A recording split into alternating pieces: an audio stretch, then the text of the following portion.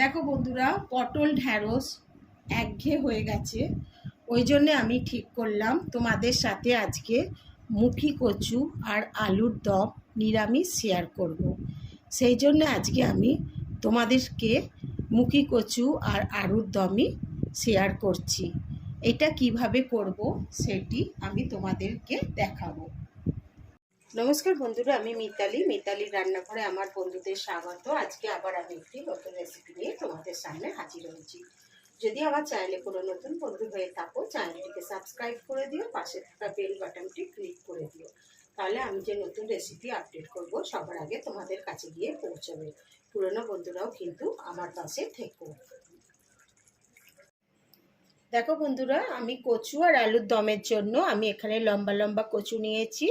এই কচুগুলো ভালো সেদ্ধ হয়। তোমরা যখন কচু কিনবে এরম লম্বা কচু কিনবে। এই লম্বা কচুগুলো তাড়াতাড়ি সেদ্ধ হয়ে যায় আর খুব নরম থাকে। কিন্তু গোল যে কচুগুলো দেখবে সেগুলো অতটা সেদ্ধ তাড়াতাড়ি হয় না, ওগুলো একটু সেদ্ধ হতে সময় লাগে। আর আমি 4টে আলু নিয়ে নিয়েছি। আমি কচু আর আলুটাকে ছাড়িয়ে নেব। দেখো বন্ধুরা, আমি কচুটাকে বটিতে ছাড়িয়ে নিচ্ছি। ছাড়াবার পর আমি এই কচুটাকে জলের মধ্যে দিয়ে দেবো, না হলে কালো দাগ হয়ে যাবে।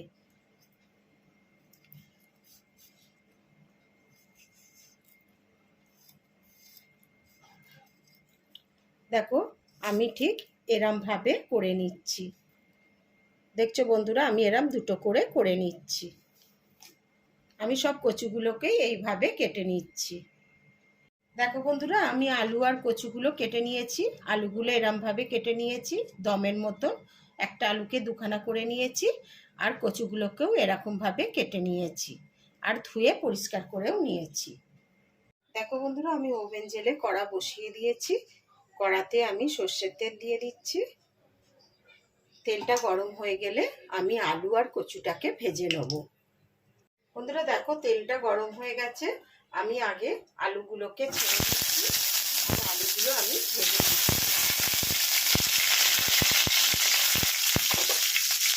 দেখছি বন্ধুরা, আমি আলুগুলোকে ভেজে নিচ্ছি।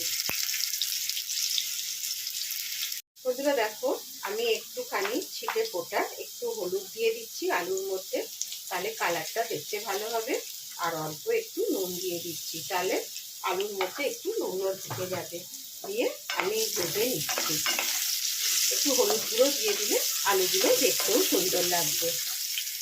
বন্ধুরা দেখো, আলুগুলো ভাজা হয়ে গেছে, আর ভাজবো না। এবার আমি আলুগুলোকে সব তুলে নিচ্ছি।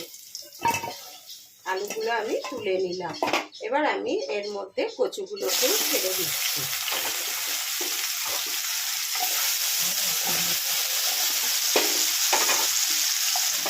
কচুগুলো ছেড়ে আমি কচুগুলো ভেজে নিচ্ছি। আমি আর হলুদ দিচ্ছি না এর মধ্যে। তোমরা ইচ্ছা করলে আর একটু হলুদ দিয়েও ভেজে নিতে পারো, কিন্তু আমি আর হলুদ দিচ্ছি না, যেহেতু আগে আলুর মধ্যে তেলে হলুদ দেওয়া ছিল বলে। এইভাবে আমি ভেজে নিচ্ছি। দেখো বন্ধুরা, কচুগুলোও ভাজা হয়ে গেছে, আর আমি ভাজবো না। এবার কচুগুলোকেও আমি তুলে নিচ্ছি।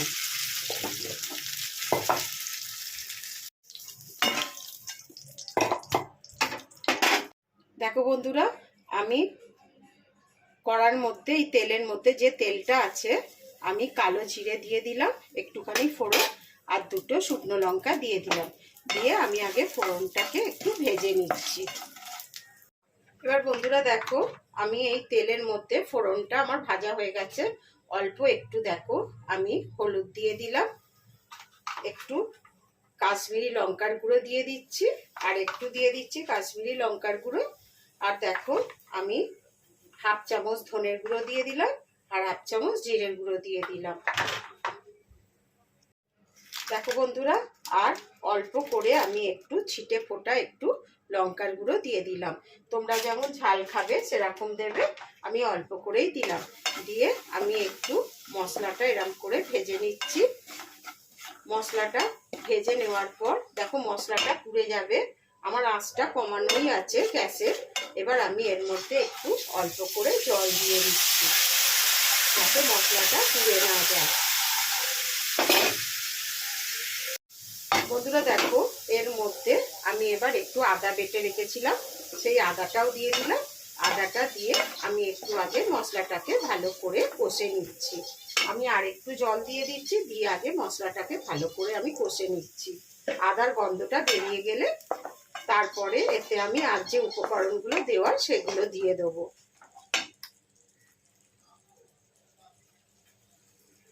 দেখো বন্ধুরা, মশলাটা কেমন কষা হয়ে গেছে, দেখো কতটা তেলও বেরিয়েছে মশলা থেকে।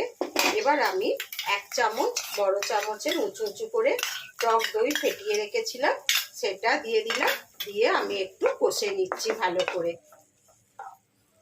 বন্ধুরা দেখো, আমি টক দইয়ের বাটিটা ধুয়ে একটু জল দিয়ে দিলাম। দিয়ে আমি এবার মশলাটাকে ভালো করে আগে কষে নেব। দেখো বন্ধুরা, আমি ঢাকা দিয়ে এটাকে কষে নিচ্ছিলাম মশলাটাকে। এবার আমি ঢাকাটা খুলে নিলাম। খুলে দেখো মশলাটা কেমন কষা হয়েছে, দেখেছো কত তেল বেরিয়ে গেছে। এবার আমি আলু আর কচুগুলো দিয়ে দিচ্ছি।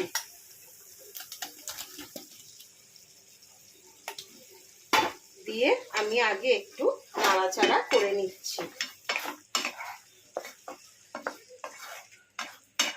দেখছো বন্ধুরা কত সুন্দর দেখতে হয়েছে, দেখো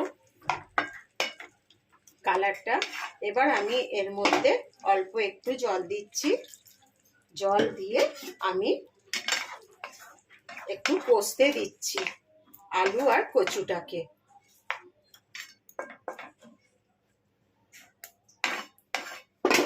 আমি আবার ঢাকা দিয়ে রাখছি, রেখে আমি কষতে দিলাম। দেখো বন্ধুরা, আমি ঢাকাটা তুলে নিলাম। দেখো এটা কষা হয়ে গেছে, দেখো কত সুন্দর হয়েছে।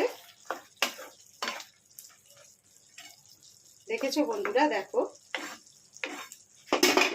এবার আমি এর মধ্যে জল দিয়ে দিচ্ছি। একটু জল দিয়ে দিলাম, কেননা আলু আর কচুটা সেদ্ধ হবে। তোমরা তোমাদের আন্দাজ মতন জল দেবে। আর 3টে কাঁচা লঙ্কা দিয়ে দিচ্ছি। আর আমি একটুখানি, দেখেছো তোমরা ফলো করেছো, আমি কিন্তু নুন দিইনি এখনো পর্যন্ত, ওই জন্যে আমি একটু নুন দিয়ে দিলাম আন্দাজ মতন। দিয়ে আমি গ্যাসের ওভেনটাকে বাড়িয়ে দিচ্ছি। আর আমি ঢাকা দিয়ে রাখছি। ফুটে গেলে আমি কমিয়ে দেবো গ্যাসের ওভেনটাকে। দেখো বন্ধুরা, আমি ঢাকাটা খুলে নিলাম। দেখো কচু আলুর দমটা হয়ে গেছে, দেখেছো। আর আমি তোমাদের দেখে দিচ্ছি, দেখো আলুটাও কত সেদ্ধ হয়ে গেছে। দেখো আলুটা সেদ্ধ হয়ে গেছে। আর একটা কচু নিয়েও আমি তোমাদের দেখিয়ে দিচ্ছি, দেখো কচুটাও সেদ্ধ হয়ে গেছে, দেখেছো বন্ধুরা। এবার আমি এর মধ্যে দেখো একটু ধনেপাতা কুচি ছড়িয়ে দিচ্ছি।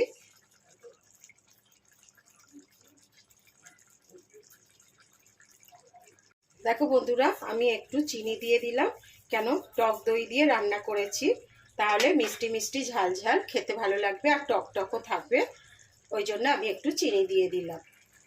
বন্ধুরা দেখো, আমি অল্প একটু গরম মশলা দিয়ে দিচ্ছি। গরম মশলা ছড়িয়ে দিলাম।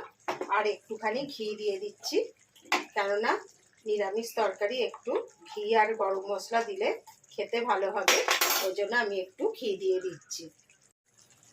ঘিটা দিয়ে দিলাম।